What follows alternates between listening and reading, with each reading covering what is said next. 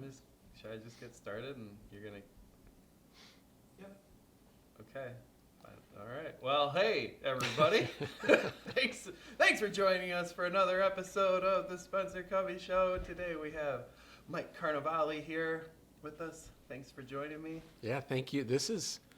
I don't think they can see what we can see, but I'm sure they can hear the improvement and see the improvement. Just hearing alone is an improvement. Just exactly. Yeah. They have backup mics. Yeah. We've got a professional setup today. Yeah, you can't see it, but there's mics above us, to the left, to the right. We've got cameras everywhere. We've got lights. We've got radiating lights. It's just really something. Radiating lights? What do you call them? LED lights? LED. Well, what are these? Reflectors. Yeah, reflectors. Yeah. Yeah. Something else. So. Nice job. Thank you. I don't know that we necessarily need to go into it much, but this is our second run. Is that we had a test run, and now this is the real thing. So, let's start off with a little bit about yourself. You've got a augmented reality company that began as a digital interactive company, and it's your namesake. It is. What was the? Did you think through many names at the beginning, or was it always going to be? There was definitely an evolution. First of all, can I thank you for this? Of course. Appreciate this. You're honored welcome. to have you here. I've known you for a long time, It has so been a long time. I'm honored to be alongside lots of your prestigious guests. Thank you, Thanks Mike. for having me. Thanks. And I do want to just say the company is not a AR company per se. It's one of the services that we provide. Okay. So I describe it as a next generation experience company. AR is one of those next generation experiences that are kind of converging with a host of other technologies that we enjoy creating software products for customers. As far as our name, my name, Yeah. I went through a bunch of names prior to just landing on Carnevale, because no matter what I named my company, people would just say, have Carnevale do it. Oh. Or, where's Carnevale? Like, give it to Carnevale. So then I'm like, what am I doing by coming up with these other names? Yeah. Did you have any front runners? Well, I mean, for a few years it was Median Group, and then after that it was Carnevale ID, and then it just ended up simply Carnevale. Yeah. Which has worked that's like the last 15 years. Yeah. I think it's great. Thanks. Yeah. I mean, it's just one of those names where it lends itself really well to what it is that you're doing. I feel like it's just always kind of like, oh yeah, this is a really good name. It's nice that you were born with it. I got lucky. Yeah, you did, kind of, yeah. Yeah. I mean, you've got the Spencer Covey Show. Yeah, I know. That's a good name. Thanks. Yeah, people like my name. It's a good name for a show. Yeah. Thanks. Sounds like a real show. Does it? Yes, it Oh, does. good. I'm glad. I'm trying to make it a real show. I was originally named Brian. I was 3 days old, and my dad renamed me to Spencer in Holland Hospital. You don't hear that often of No. people changing names, and the Brian Covey Show is not Nah, the same. it doesn't have that. No. It doesn't have the ring to it. There's an author, and he was reading an article, and they had the name Spencer, and he was like, It's like, that's it. gotta switch it. Yeah. Good move. Names are important. It's like, it's your, I don't know, it's your moniker. It's how people think of you, and Yeah. that's cool. Yeah. Pause.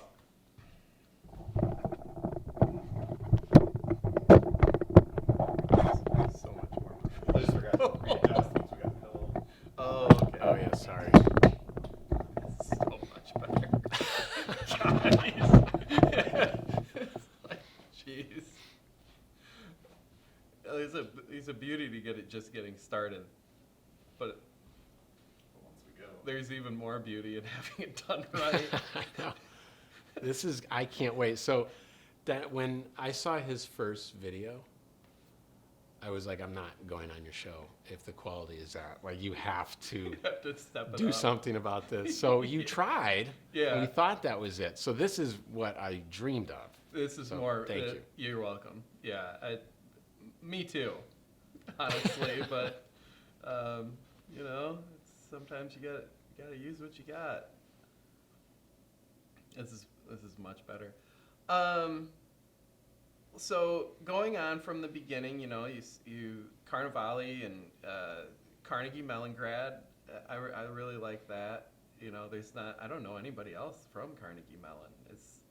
I know a few people. You know, of course you do. Yeah, I mean, you know, and you had gotten into technology at a time before the internet even was going. We talked a little bit about that in the past, about how interesting it was to see that evolution happen right from the beginning, you know, and how the technology degrees before broadband internet were, you know, much more speculative in a way, in this sense. Yeah, it was for different kinds of products. It was for large scale enterprise systems, consumer software. It was things that lived on disks, you know, primarily, and on large scale systems. Yeah. When I went to CMU in not Central Michigan in the 90s, it was before the web.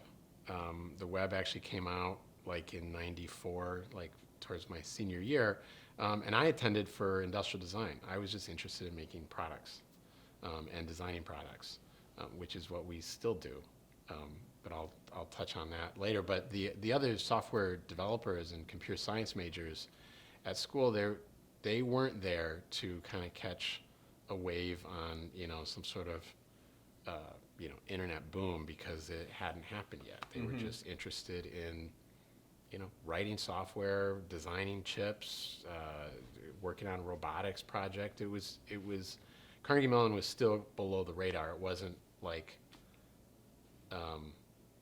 I would say that technology as a whole was not part of mainstream culture. Yeah, I would completely agree. So a lot of these names that seem, you know, mainstream now weren't then. Yeah.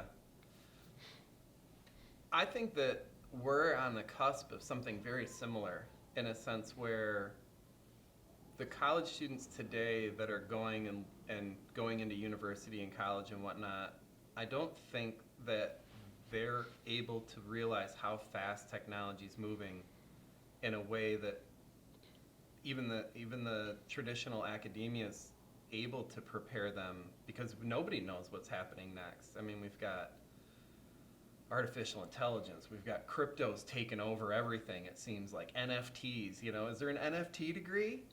No, of course not. You know, but if the educational system was on its game, there would be. I think there's these little kind of like courses you can get online, but nobody knows. I feel, especially with technology, there's a weird urgency everybody has about getting in on the next thing. Like everything's a, you know, hockey stick increase, and you got to get in on the ground floor. And that's a luxury that I had the luxury of not having that kind of pressure, because it didn't really exist. Oh. And now, you know, I get emails from people like, my son's interested in NFTs. What should he be studying for college? It's like, you know, these are all technologies that are all inevitable and are all converging, and there'll be plenty of time. I think of it like this is TV in the 1940s. Yeah. Like this time. It'll all evolve and it'll all turn into something, and it all comes down to pursuing your passion and making sure that you love it, and it'll all be fine. That's what I end up sharing with these students. Yeah. Yeah, and you yourself are a professor now. I have professed. I'm not currently a professor, but yeah, I did have the opportunity to teach a course at Ferris. Yeah. And I really enjoyed that. It was on the business of design. I got a chance to teach seniors who were about to graduate just what the business side of design looked like, how agencies are run, how corporate design departments are run, and how freelancers do business. Because it's kind of a gap in education. They hire, you know, these design programs do a great job at teaching fundamentals, teaching them how to create things with, you know, consistent methodologies and technologies. But if you don't know how that relates to business, it's really hard to get a job. But if Right. you're able to enter in with all of that design capability plus an understanding of how businesses work, you've got such an advantage of the competition because you can speak on a business level for yourself and advocate for yourself Yeah. business-wise rather than just like I'm graduating from college and trying to find another teacher. And, entering that space as a student Yeah. makes it a lot harder. I would say the vast majority of the people I know and work with are all freelancers. I mean, even as a professional, well Right. into their careers, still doing the freelance. Was there any standout questions from the students while you were teaching? Was there any like? I remember it was like the second course in, or the second day I was teaching, and I wanted to get a sense of just what they were expecting from a salary point of view. Because part of being a freelancer is how much do you want to earn? What's your rate going to be? There's all these questions. So let's Yeah. just start with how much do you want to make when you graduate? And there's a silence because everyone's just shy. And then I just waited out, and this one kid raises his hand. He's not even American. He was an exchange student. And he goes, $20,000 a year? And and this was just like 2 years ago. This is not the 90s. Yeah.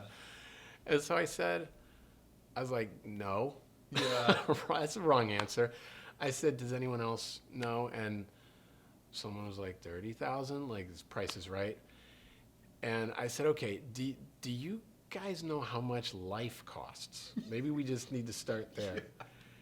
And they were like, no. Like nobody had told these kids. And they're not even kids anymore. They're seniors. They're seniors. They're Like how much life costs? How much does an apartment cost? How much does a car cost? And that all leads into, if I'm a freelancer, how much do I charge? Otherwise, they'll be graduating charging $5 an hour. yeah, and happy about it. Exactly. Driving the market down. They were so excited. To hear It was what? like I was teaching them one of the great mysteries of life that their parents had withheld from them all these years. And so I just had them like spend the rest of the class looking up apartments online and finding out how much rent costs, and then looking up cars and just putting together a budget for their lives. Wow. So then we could use that as a basis, a rationale for why is a $50,000 salary a good amount of money, but not an infinite amount of money Right. for someone graduating. Right. Yeah, you're not buying a mansion and a Mercedes on $50,000, Right. which it sounds like they might have thought they were. Yeah. So it was a really interesting experience, and from what I understand, they're continuing that curriculum. So. Yeah, I would say my first real successful freelance job was at Perigo. I'm pretty sure I can say this. I'm going to risk it. And they asked me how much I'd charge, and I thought of the highest number that my brain could think of, and I was like, I don't know, like 40, 50 bucks an hour. And the guy's eyes lit up. And he's like, perfect. And I'm like, okay. It wasn't until years later I realized I was probably half, maybe a third as much as I could have or even should have been billing. Just like, But you know what? I talked about this with the students. Like you have to look at it as total value to yourself, and the dollar amount is one value, but also the opportunity experience is tremendously valuable. So if you had an opportunity just to be like instant win the job, and it was good money to you, yeah, it was. right? Yeah, I mean, yeah, I considered it a win. I still do. Yeah, it's just that. That's my Rockstar Games story. Let's Actually. go into that. But it relates perfectly because I had been doing some work on the side, like this is going back to like 1999. It's good years. 2000, yes. And I'd done some little projects for them, and they said, hey, we got this new game coming out called Grand Theft Auto 3. Would you do the website? And as I tell the story, I turned it down initially because I had too much going on in my, I guess, 28-year-old mind at the time. I had a full-time job, and we were getting, my wife and I, my fiance at the time, were getting married just like 3 months ahead of that. And this was like the summer of 2001. Mm-hmm. So I'm like, nah, it's too much. Like I can't do it. I know I'd like work all day and then come home. And at the time, Grand Theft Auto was not the blockbuster Correct. mega hit. It was a top-down Yeah. game. So Grand Theft Auto 2 was like you saw your little guy running around and cars driving around like a top-down view. So yeah, it was not a open world. So GTA 3 really was the big one that became the phenomenon that continued to evolve. So my friend over there was like, would you just, maybe give me a number? So I'm like, all right. So I did the same thing you did. I'm like, okay, what's a big number that hopefully he'd turn down? That's what I was actually trying to do. Yeah. And so my big number was $25,000, right? It's a lot of money. A lot of money. So he was like, great, you got the job. I'm like, that's not what not what I wanted. So I couldn't do all three. I still felt strongly about that. So I quit my job. So at that point, that was 2 months before the wedding. I had a project that would run through about a month after the wedding. And that's the runway. That was it. But that's, you're in your 20s and you got more flexibility. 20 years later. 20 years later. It's like, right. That's the leap that got you here, it seems like. That was the, I wasn't looking beyond October 2001 at that point, which is when the game launched and the site launched. The site launched in September. But yeah, that's what started it. I did not set out to build a company. I set out to have more independence and autonomy and work on projects that I enjoyed working on, with technologies I enjoyed working on, and in my particular process. So that evolved into where we are today. Yeah, and I think that there's like a very strong piece of advice wrapped up in that, in the sense that like if you do set out to do something like start an agency, for instance, it does have to start with the first job. You can't just create an agency and have an agency. You need that first job. And I think that so many people will get anxious looking at the finish line when they haven't even started the race yet. It's like Right. It's like one foot in front of the other, and it can get daunting and a little nerve-wracking at times, but that's the only way to do it. You got to start with something. Yeah. Right.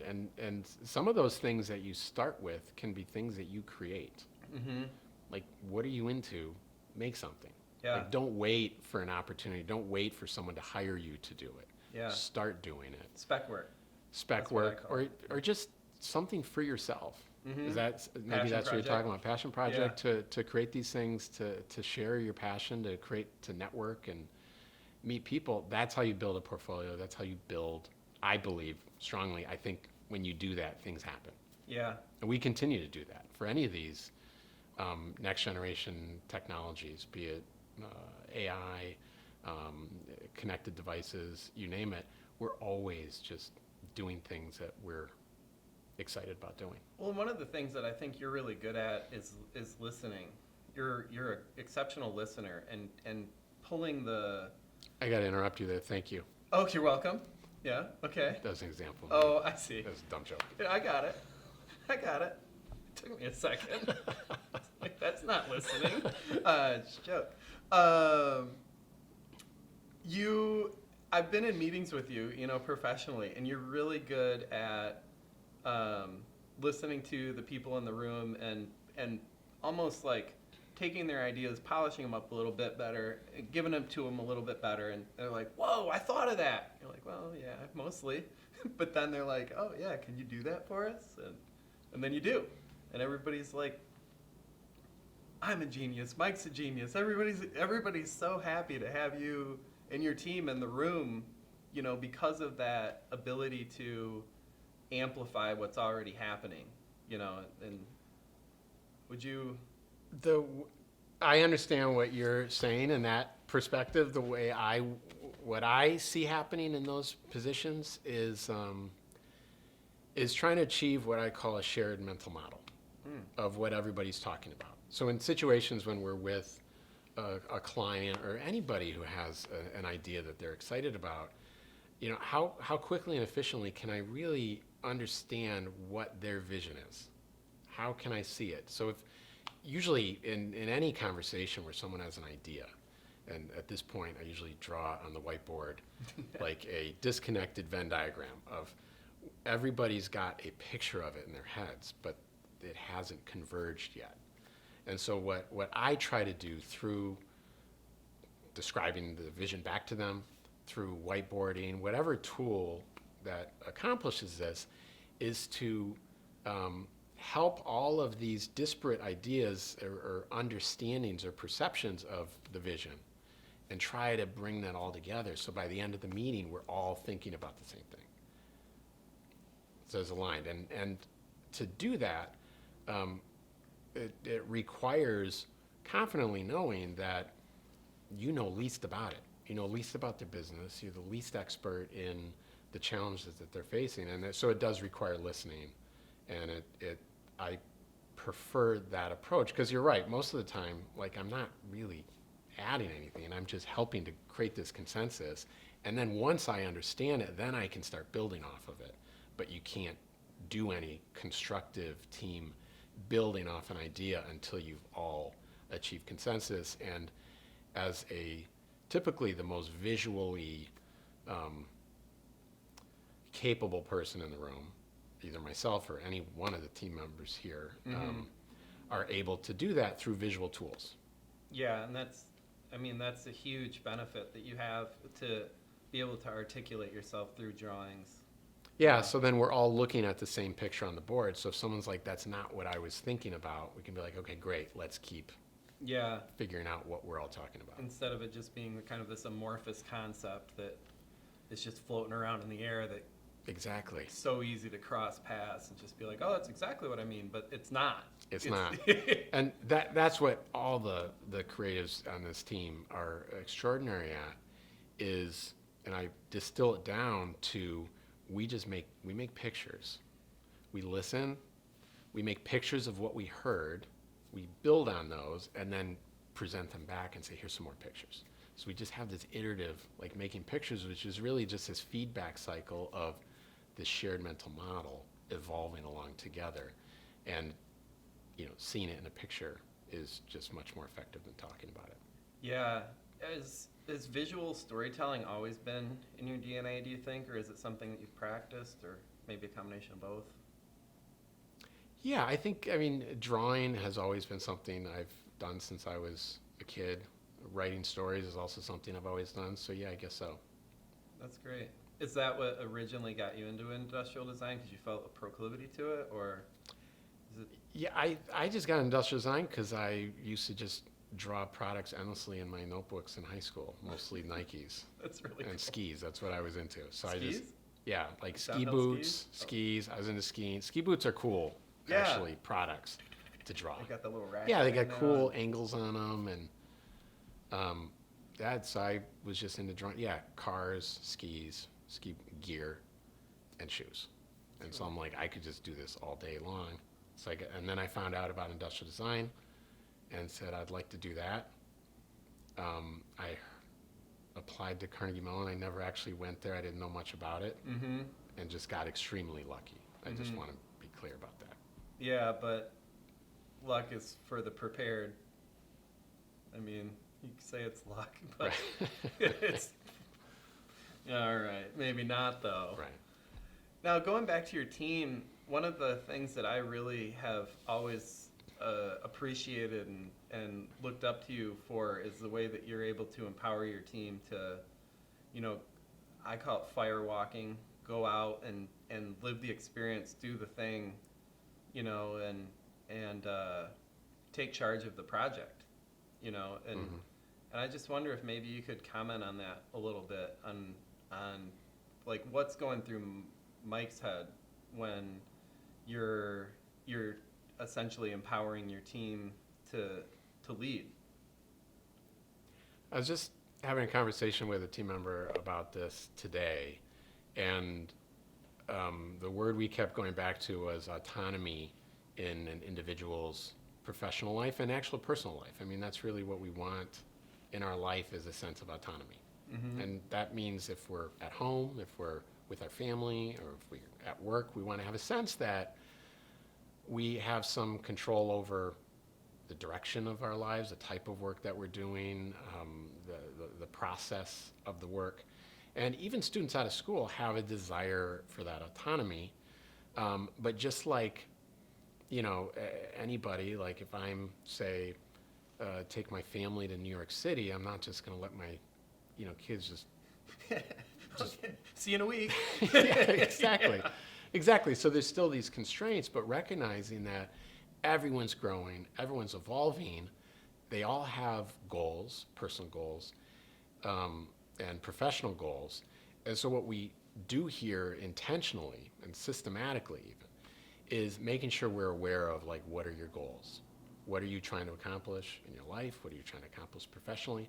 And how can we create an environment here and create a space for you to accomplish those at the pace that you want to. So that all leads up to, I believe, an individual's ability to be passionate about their work, to care about their work, because they see that it has meaning in the context of their life. Mm-hmm. So when I'll ask them, like, the first day on the job, I'll say, so what do you want to do next? Where do you want to go after Carnevale? Yeah, I love this. Yeah. Which really confuses new hires because it's just like, I just got here. Yeah. What do you mean? They'll be like, yeah, like, did I do something wrong? Exactly. Well, the dishwasher wrong? Right. Because I'd much rather know, like, if you're motivated to say, I don't know, move to LA to work in the movie industry, say, and creating software for whatever, Marvel movies. Yeah. I want to know that so that I can give you work that can help you accomplish that, because then you're just going to do a better job. And our clients are going to be happier and everything is better. Mm-hmm. Rather than have it be this kind of secret, I want to be part of enabling. Mm-hmm. And so it doesn't necessarily mean, and it absolutely, I should say, it absolutely does not mean putting people in situations that they're in over their head, but making sure that we're giving them opportunities to grow. And that, it's funny that asking the question, where do you want to go next, after here, it was probably the one thing that increased employee retention more than anything else.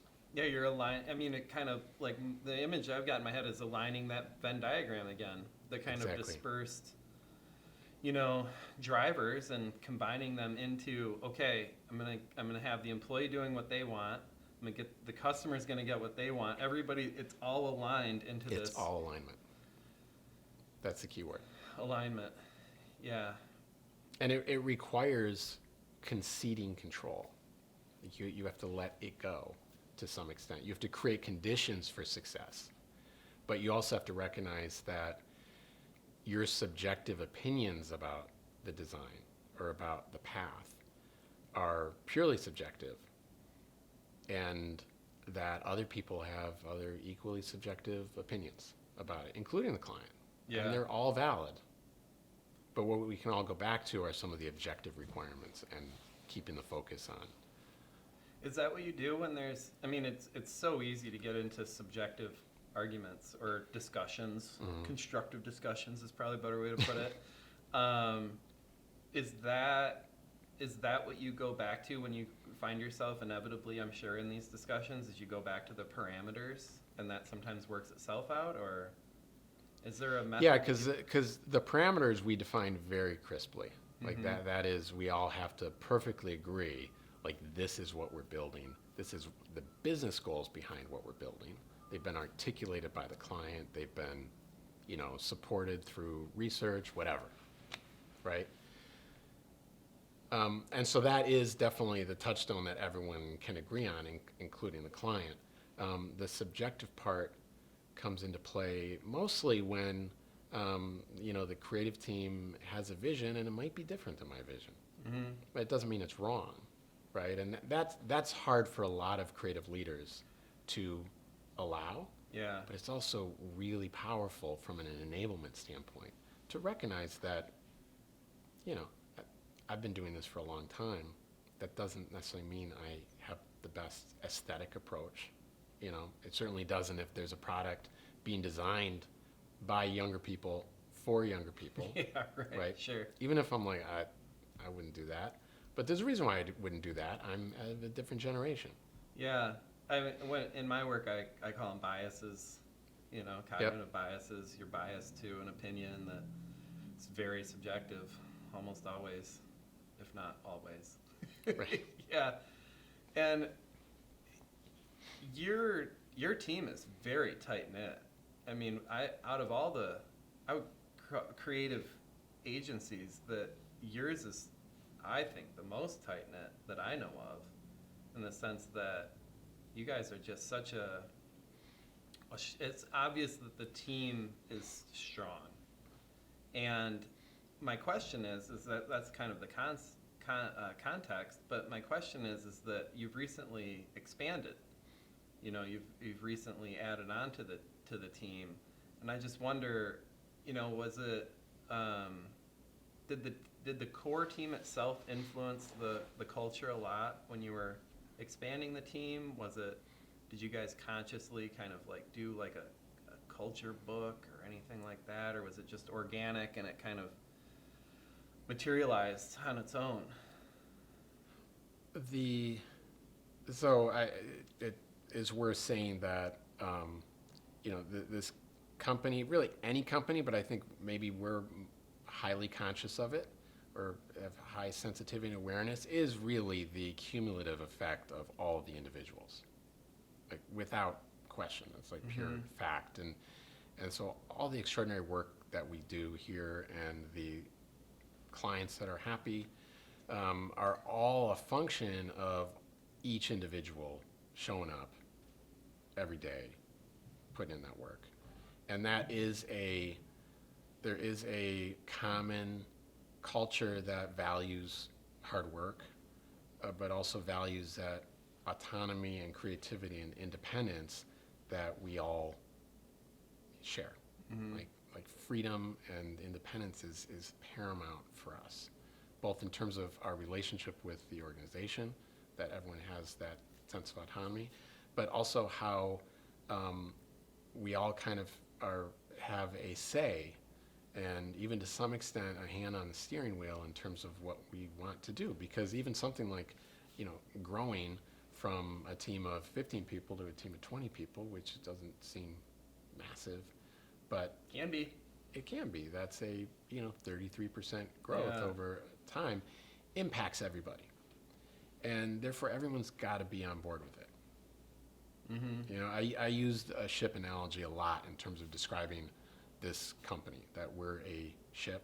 We get to we have a level of independence where we can pursue the kind of work that we're excited about, and react very nimbly to the changing landscape of technology, and continually chasing this. I picture it like a constantly moving wavefront between advanced consumer experiences and advanced technology. That's such a great way to put what you guys do. I mean, obviously coming from the man himself, but that encapsulates it perfectly, I think.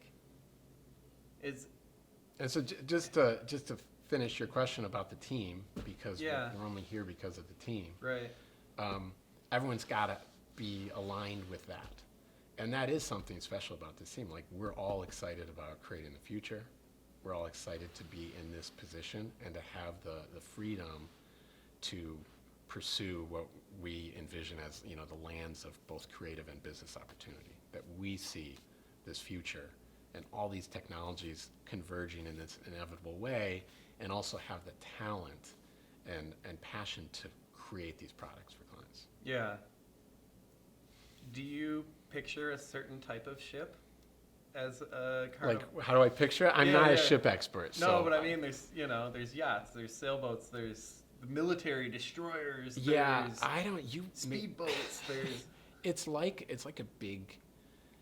It's not like an ultra luxury yacht type thing. So it's smaller than a yacht. Okay. It's bigger than a speedboat, but it has like the agility of a speedboat. It can take heavy waves.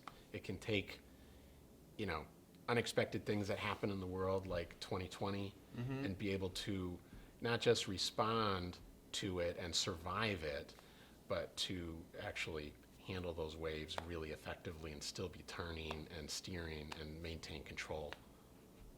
Yeah, I picture one of those real fancy Coast Guard boats when you describe that with the big kind of inner tubes on Sounds the cool. side. Yes, Yeah, they are. I like that. Pursuit, I think, is what they're called. And they do. And sometimes they're encapsulated almost like an above-the-water submarine kind of Nice. thing. Yes, that's it. Yeah. Just send me a picture. Oh, yeah, well, yeah. Being from the lake shore, there's a lot of those out there. Maybe that's just a mental image I've got. So, talking, I guess, more about future experiences and future technologies and can you share with the audience a little bit about where you see the future of advanced technology and advanced experiences going? And where you see it heading? Yeah, I'm just thinking how to package that up, Yeah. but I'll maybe respond. Kind of give a I know response to a lot of things that we hear about, things from metaverse and a lot of the hype around the metaverse or NFTs or augmented reality. First, I believe all of these are inevitable and actually important parts of the future of not just user experiences, but life. So these are all going to happen. I also believe, like the analogy I used earlier about TV in the 40s, I believe it's very early. And I think that the markets in particular have their own motivation to hype these up, to create excitement because it translates into shareholder value if it gets believed across. Mm-hmm. But working within it, they all have a really long way to go in terms of accessibility across many dimensions. Accessibility from just pure hardware, software. Can you access a virtual experience easily? Not really. You still need to buy all this equipment, right? But also accessibility are people of all walks of life able to experience it in a fair and equitable way. I would say no, because these are primarily developed by people like me. Mm-hmm. And so one of our goals and goals that we seek and clients that we work with is to increase the diversity of people developing these experiences because I believe very, very strongly that these experiences will be a huge part of life. And in a lot of ways, software developers creating these experiences and standards now are defining aspects of life in the future. I mean, one example that's been commonly discussed over the last few years is for automated vehicles. Mm.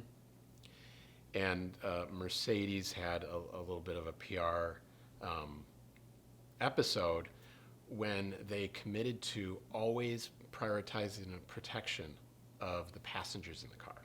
And so there's the thought experiment of if you're standing on a bridge or something and you see a train and you could either save one person's life or save the train or something, I forget.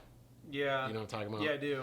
Yeah. Well, this one for automated cars is if there is a vehicle and the vehicle code is making decisions, do I prioritize the safety of these 3 passengers or do I prioritize the safety of a crowd? Mm-hmm. And if Mercedes said we will always prioritize their passengers, you have software developers writing those rules. And now you extrapolate that over all the different dimensions of life, and we can assume that not every software developer is thinking about that or even aware of that ethical responsibility because they're focused on their rules. That I believe that the software industry has a huge responsibility to make sure that the people writing the rules are not only doing so ethically, and that's a whole thing, define what is that ethics, but also as fully representative of the diversity of the end users who will be experiencing those. Not just experiencing them as consumers, but experiencing them as humans going about their daily life using these interfaces. Yeah, I'm sure you've seen that book, Weapons of Math Destruction, mm-hmm. where they're talking about the biased algorithms and whatnot, yep. Unconsciously biased algorithms, where they seem to be fine, but in fact they can lead people to answering in a way that they wouldn't have if you didn't propose these 2 different options in the way that they're being surfaced. Yep, it's a real thing, and it's getting, the stakes become exponentially higher as we spend more and more of our life in digital experiences. I mean, even now, like how much of our percentage of our day is staring at screens. You're living in a digital experience. You haven't even strapped anything to your head. I know, but you're living in the metaverse. Yeah, and Elon Musk has always drawn the analogy that your phone is a bionic extension of you already. Yeah. You already are part robot to the extent that you're relying on your phone. I think that in today's culture, it's so easy to become immersed in that, and the children that have grown up in that don't know any different. And such a gift to have grown up in both an analog and digital world, I feel like, to see it for what it is. I think so too. It's so easy to lose track of that. I have an idea for Mercedes and their problem with their train and the people. They should just have posts that can come down and stop the car instantly and fill up with foam, and that way they won't have any repercussions whatsoever. So, getting back to, I guess, diversity, also inclusion, biases and whatnot, are you guys, you're front runners in this space. What are you doing to, take that on as a conscious role within your company, organization? I love that question because have spent a lot of time over the last few years developing that, so it's a formal part of our organization and not just a aspiration. I mean, we still have aspirations with it, but we've formalized it in an entity called Carnevale Co-op, which is carnevale.co/op is the webpage. And what that is really seeing our work in the community as being an essential part of doing business, not a wing of charitable effort, but actually something that both fuels our business and our business, like the profit part of our business, drives. Neat. Okay? Ecosystem. Yes, exactly. And so what that means in terms of action is partnering with local organizations in the community and providing them with the same level of advanced next generation experiences that we would provide a paid corporation, essentially leveling the playing field to give them access to that same type of experience. We've done this with the Plaza Roosevelt development and Habitat for Humanity alongside Steelcase, and creating a augmented reality experience of the construction project, so people in the community could have a voice and actually see what was happening across the street. Is Roosevelt part of Dwelling Place? Roosevelt Park's a community, it's a neighborhood on like Granville and Hall. Okay. For some reason it registered as a Dwelling Place property, but I see. And so they've built a school and a bunch of residency and community center, and so we work directly with them to help visualize it and to do so in a way that was accessible from a technology point of view, so it could run on any phone. And it was able to give the community insights. Since then, we've most recently worked with a New York-based organization called Undesign the Red Line, which their initiative is to help communicate the story of redlining policies from the 1930s that happened across the country, to help communicate the impact that's had on communities everywhere. And so we built a pilot here in Grand Rapids telling the Grand Rapids story on designing the Red Line, in partnership with another initiative happening here in Grand Rapids, which is the 49507 project led by the Diatribe, in which, in the 49507 community, which is also heavily redlined, huge murals and works of art created by people in the community to reclaim the space, we've kind of wrapped it into that redlining story to say this is the past, this is present, and where we're going in the future. So that's another software product available. You can actually, on the murals, you can scan a QR code, which will jump you into the website. But it's redline-gr.com. Okay. Or .org, I should know this. We'll put it up. Okay. Yeah, that's okay. And what's really awesome about that is it's both a 3D and traditional experience. So again, consistent with our effort to always push the boundaries.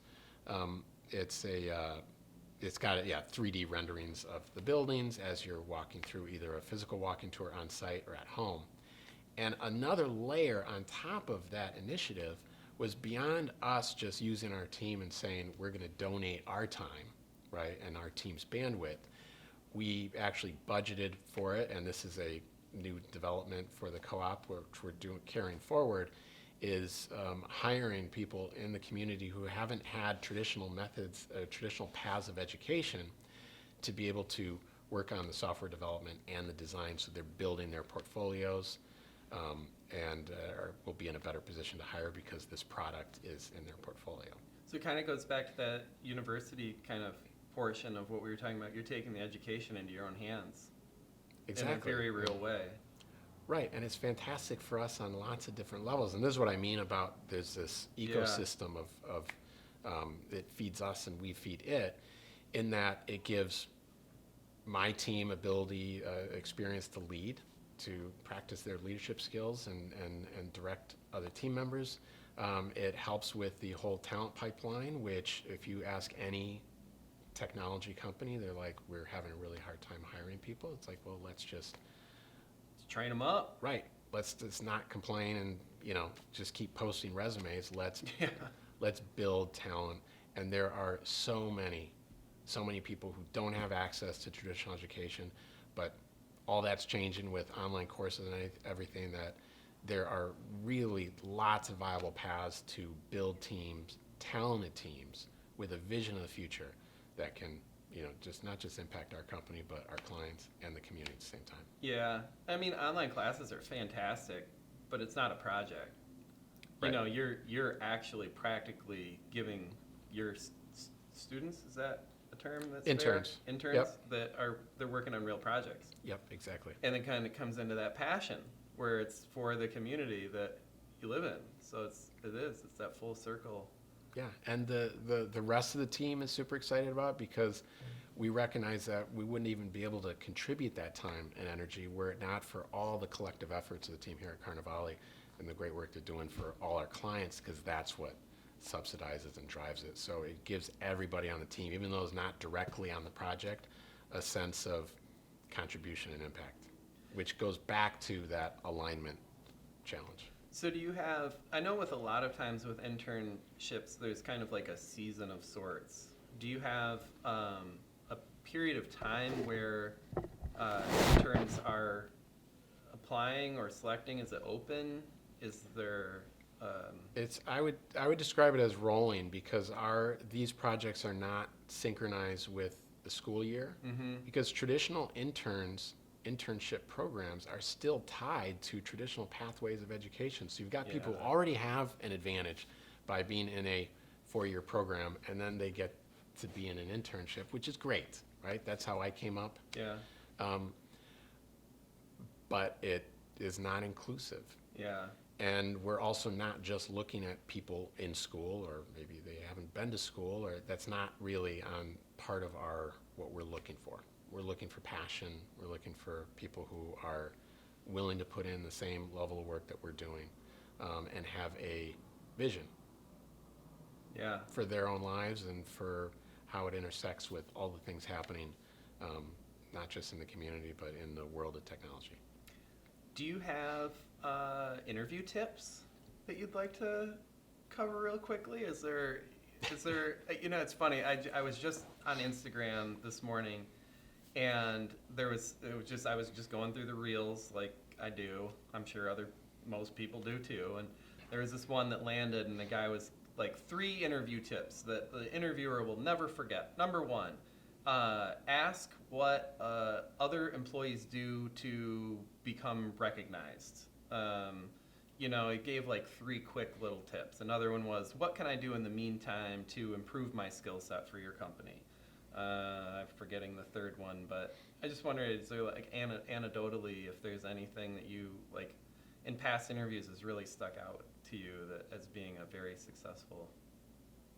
Those are pretty good tips. I mean, the whole reason why I even taught that business design class is because students would come in here, and I realized that they had no idea what they were doing from interviewing, and I just got tired of seeing the same, like, here's this project and here's this project in the portfolio, and I feel bad for them because this is what, it's not their fault, right? They were taught to build this portfolio book, and so what I started doing, which I don't know if they liked or didn't like, but I'd be like, let's just stop here, and I'm instead going to use the rest of this time to teach you how to interview so that you can be more effective. And the number one thing for me, and I think for other companies, is to have a business mindset. I think that's the best way I can put it, is don't come here as a student, even though the student's great and you'll continue to be a student your whole life, but come here as a business. I'm a business person, so you're a business person all of a sudden, because we could be talking money, we could be talking, like, there's a whole negotiation. So if you enter with a business mindset, then you go from asking questions like, do you like my work, to here's what I can do for you. Right? What do you need? Like, why are you hiring? Are you hiring because you're growing? Because you're filling a role? Because your team needs support? Like, first I want to know that, because this is what I would do if I'm out getting, like, why are you hiring an agency? What are you trying to accomplish? It's the same exact thing. If you enter with that business mindset, you can be like, hey, okay, your team needs support. That's why you're hiring a junior designer. I don't have any experience, but what I can do is I work hard. I'll do any work. I'll do production work. I'll do whatever needs to be done. One of my first jobs at an industrial design company was just checking to make sure the markers weren't dried up. Thousands of markers.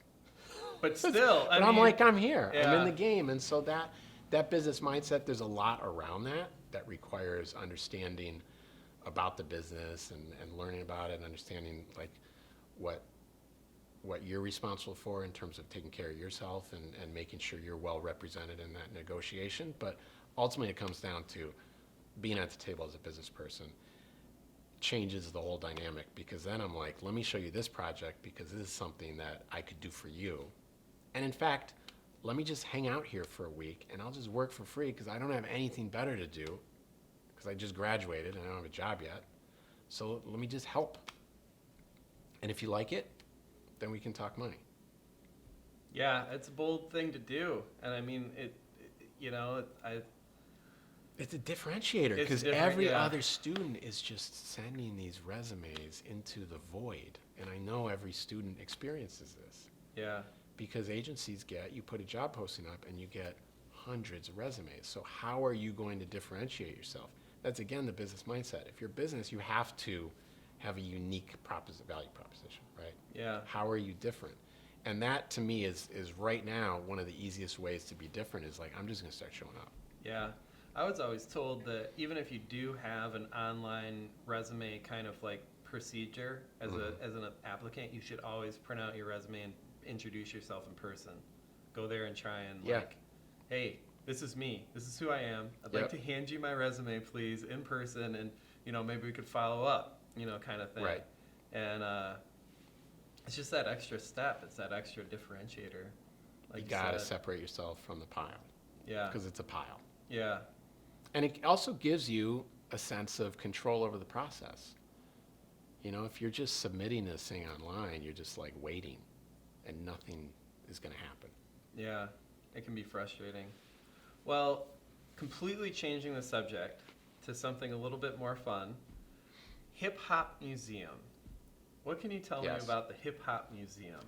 So Universal Hip Hop Museum is the official record of hip hop. You could think of it as the equivalent of the Rock and Roll Hall of Fame, except it's based in the South Bronx, which is where hip hop originated almost 50 years ago. All right. It's August 1973 is kind of the birth of hip hop, a particular party.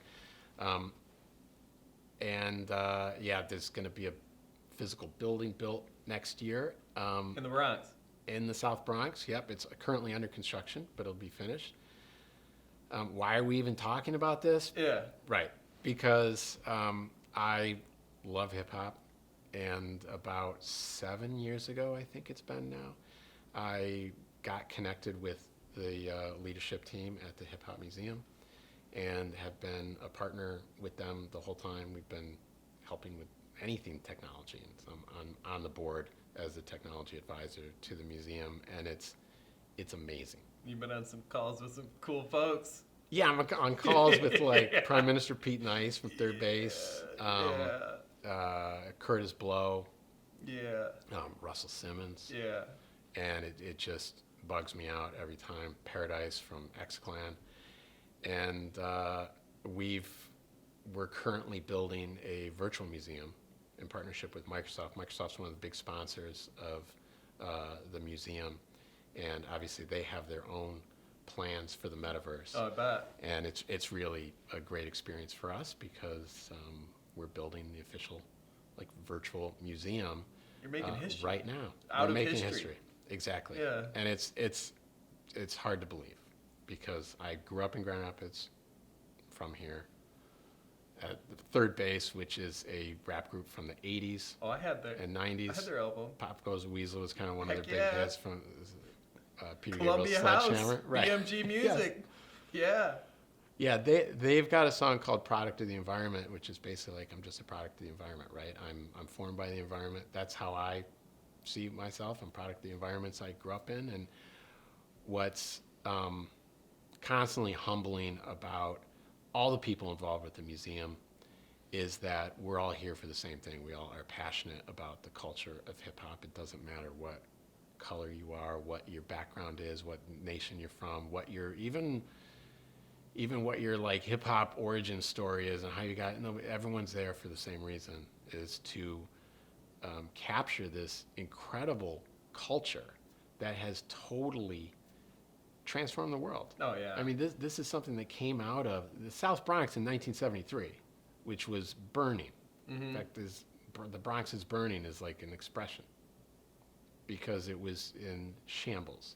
And the kids that grew up, including Rocky Bucano, who's the executive director of the museum and really has been the original visionary and leads all the activities, grew up in that environment, and this is where it came out of, through disco and to today where you got kids dancing TikTok. Yeah. Right? And it's all hip hop. And what's amazing is that the founders of hip hop, they're still around. Yeah, they didn't go anywhere. No, they're just like in their 60s. Yeah. And still cool too, I bet. They're cool, but can you imagine literally starting a culture worth what? Oh. $1 trillion? I mean, and then that's just the money side of it. You know, there's the whole ancillary culture side, like you said, you know. Just every dimension. Like, it's in TV commercials. I heard I think it was an Old Dirty Bastard on a laundry commercial. Yeah, right. So it has fully infiltrated all aspects. You know who I miss is Coolio. Coolio, yeah. He's still... Gangsta's Paradise. Right. I hope he's there. Wait, no, Coolio's still alive. I know he's still alive, okay, but I'm saying I haven't heard from him Okay, in a when while. you said Gangsta's Paradise, I thought you were talking about some sort of afterlife. Oh, no, that's one of his songs. This came out, like, I remember listening to it on the way to high school in the 90s. Right. I always liked it, but I haven't heard from him lately, I guess. So this museum is really a way to recognize all of these founders and really give them the tribute that they deserve, and also create a house, a building, to collect all of the memorabilia and all of the artifacts that any major culture should have collected. Both analog and digital. Everything. Sounds like. Yeah. You know. We got fashion, obviously art, flyers, you know, beyond the music. Yeah. You know, archival video. It's something else. That's fantastic. Yeah. So, you know, kind of, I guess, putting a bow on this a little bit, you know, we've already covered a lot of the advice for young folks and people looking to get into agency and start their own business and whatnot. But what about the person that feels like they're doing good work, but it could be better? Do you have any advice for somebody like that? I think that's a lot of people out there, just that level up. I'll stop there. I think there has never been a better time to be someone who feels that way in terms of the options that you have to resolve that feeling. And really because of the internet, because of YouTube, because of the ability to network with people around the world, because of educational options of edX and all these online learning sources. People who feel that way have two choices.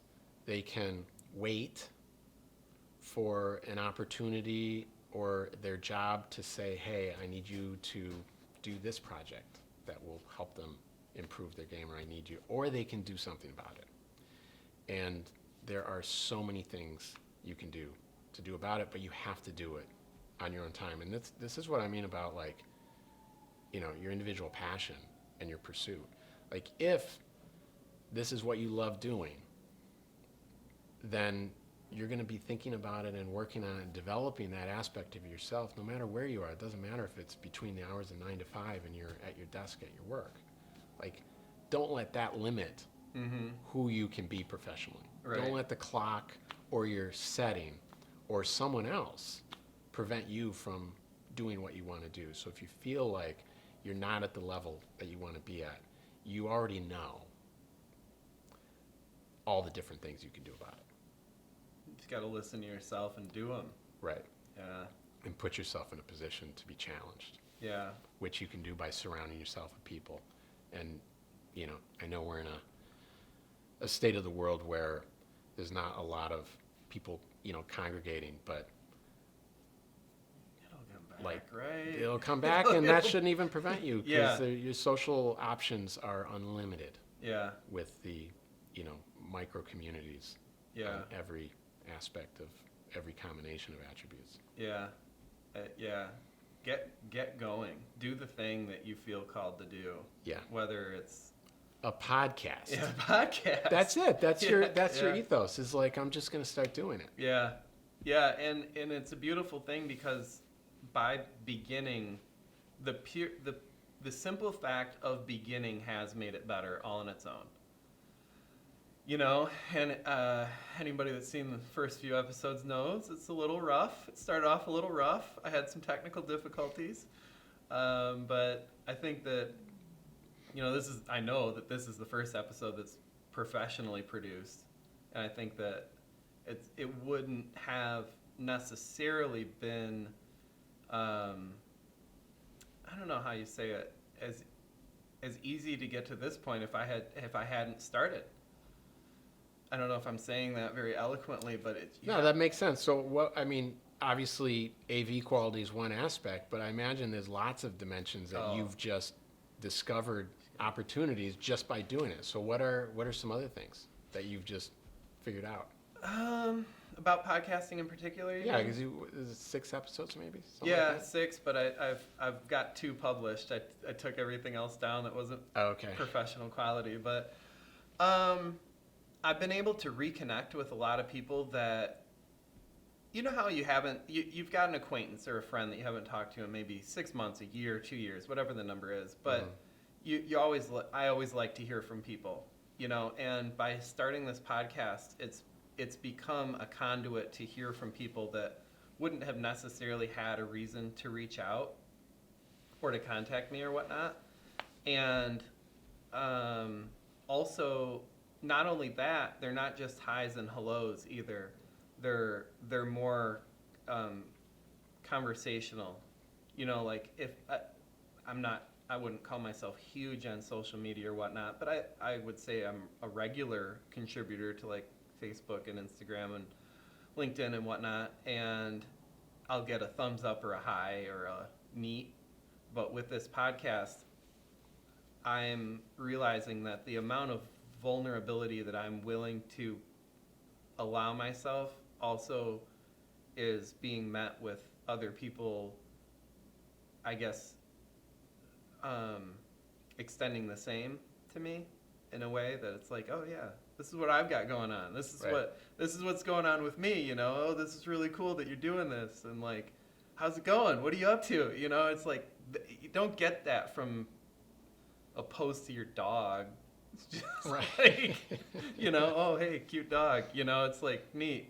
But when it comes to, I'll reverse the question, I guess. When it comes to creativity and like doing something, there's something that I heard a while back that was, if you have creativity in your soul and you don't let it out, it'll rot. And I feel that in my life, I have to continually make things to be a good person and to be a healthy person. And throughout this whole pandemic, I was mostly making physical things, you know, which I really enjoy. I love it. Mm-hmm. Shingles were one of them. Roof shingles, you know. I remember that project. Yeah, it was fun. Yeah, you like live documented it. It was great. 6-part series. We're talking about chicken coop. Yeah, chicken coop. Right. Yeah, chicken coop. Yeah, but you know, now that I feel like the dust is largely settling on this chapter of humanity, you know, like we're 2 years and some change in, and I want to get back to real life, and this is kind of the next step for me, I think. You know, I really like talking to people, and you're good at it, and thanks. you're a curious person. Thanks. In both means. Yeah, right. Yeah. And you've got a great network of people that you enjoy talking with, obviously, are talented, are interesting, and cover all aspects of society. I think you've got a great road ahead for this podcast. Thanks.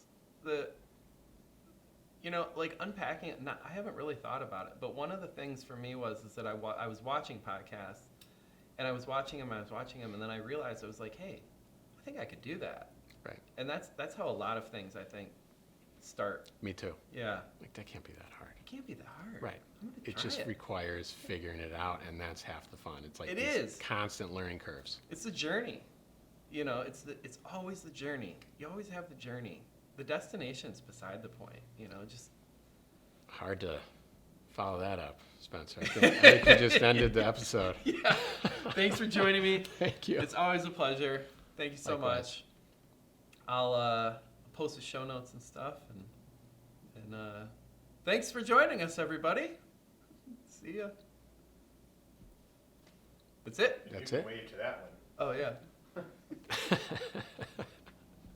Oh, this is much that better. right? Yeah, I think we're good, right? Hope we didn't go over too much. I was trying to. No.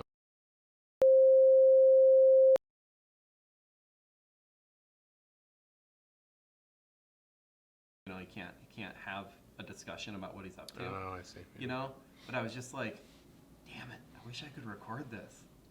You know, like it was such a good conversation, and it's like, I wish that my memory was good enough to remember everything everybody says, but it's just not. You know, and then it's up to me to try and like relay that information to somebody maybe down the road, possibly. Right. When I could just record it and people could get what they want out of the conversation, and that's what it is. Yeah. You know, and it feels very much like, it feels very rewarding for something that I feel like I'm kind of have like a natural proclivity to. You do. You know, it's just like anything else. I like it. I really enjoy doing it. And I think people like talking. Well, I know people like talking with you. Yeah. Right, Well, to me, you, yeah, I hope so. Yeah. Because it's a conversation. And what I liked about this too is that you talked more. Oh. And you expressed, like, you gave some perspectives on things, and I think you should do that more because it feels more like a conversation, which is, I think, what people want. Yeah. Rather than a monologue. Yeah. And the person on my side of the table doesn't want a monologue either. We want to take breaks. Yeah. We want to have new ideas injected into it. That's good feedback. So I think you did great. Yeah, I err on the side of not talking. I think sweet kicks. Because I can ramble. I know I try not to, but I can. Yeah, but you haven't. Yeah, I haven't. And you're conscious of it. It's hard not to be conscious of it. Yeah, It's yeah, like, yeah, right, yeah. So I think keep playing around with that. Yeah. The other thing that I grew up in a loud family, and we'd have these big family dinners and whatnot. And the way that you get to talk at a family dinner is to talk over people. Oh, right. And so I have to be mindful of that too. And to not stop talking. Yeah. So that people can't do the same thing to you. I know. Which, yeah. Yeah, it's just like anything else. It's a path, you know. I'm trying to make sure I don't ramble. I'm trying to make sure I don't talk over people. I'm trying to make sure that I stop talking to let the other person talk so they don't have to talk over me. And I'm trying to be coherent. You know, Yeah, you're trying to steer the thing. Yeah. So it's interesting. You're trying to and finish people's sentences as I'm, interrupting you. But that's the other thing. As you just did. As I just did, yeah, yeah. Sorry, I'm interrupting. But I think those are. I mean, for me, those are fun conversations when people are kind of like tripping over. Yeah. Because there's like an energy there. Yeah. I'm not the type's like I'm done speaking. You may speak. Some people Neither are am though. I. You're not Yeah. either. So like No. just that when we're like back and forth, like we're both. more natural. Yeah. Yeah, the more natural it is, the better. I liken it a little bit to recording a golf swing almost, where now that I'm recording these conversations, I'm able to watch them over and over. I mean, I almost have to when I'm editing. It's just part of it. And it's like, now I can see every little thing that I want to change about the way. Yeah. Oh, I can't wait to tear my Yeah, right. everything I said and posture and voice and everything apart. I'm looking forward to that. Yeah, oh, good. Okay, well, you're going to get to. Yeah, this one's for real. This one's happening. This one isn't going to get cut up on the editing table. Oh, man, I can't tell you how much my heart sank. I was just like... Yeah, I'm sorry. But, I was don't know two of how them. this happened, but Well, I'm Dennis- sure it influenced this happening. So thank you because... Yeah. We worked together. Yeah. We did. Yeah. We've done stuff together. Yeah. And he first told me about it, like probably in November. Yeah. And so I've kind of been thinking about it, and it's like, well, how? All right. So, and then I think we talked right before you were going to do your first one, and then I came down with COVID. Yeah. I was sloppy bout of COVID, so I was like, I can't. Yeah. And he's like, well, I'll just do it. I'm just going to start. And Yeah. when you saw it, I just you're gotta like, figure- okay. yeah, but... Yeah. And I was like, and there was a part of me was like, no, don't just do it.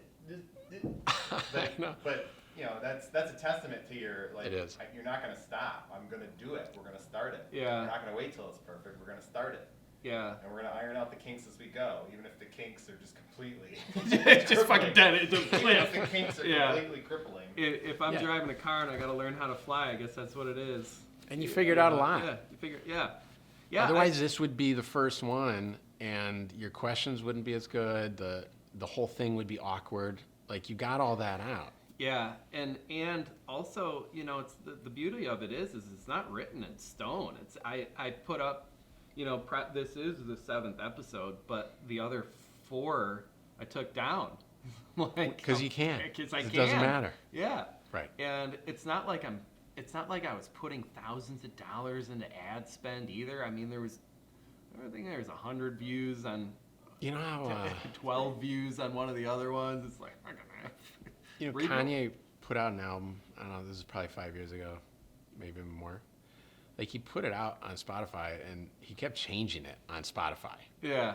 He kept like swapping out. It drove people crazy because they're like, I like that version of it, but that's actual natural.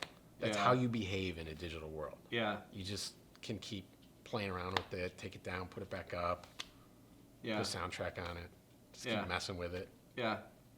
It's the beauty of it. Yeah. Yeah. That's the world we live in. There isn't. And also, like, the experiences that I've had, even if the episodes didn't necessarily turn into anything, the experiences that I had by filming them, I would never want to have those need to be perfect to do them. Exactly. Like, it's Shoot. It's what it is. It's all for the better. These are cool pillows. Stretch out here. Yeah. I kept rolling. You guys kept talking, so I was like, all right, we're gonna keep going. We'll see how it goes. Till you get off the chair. B-roll. Yeah.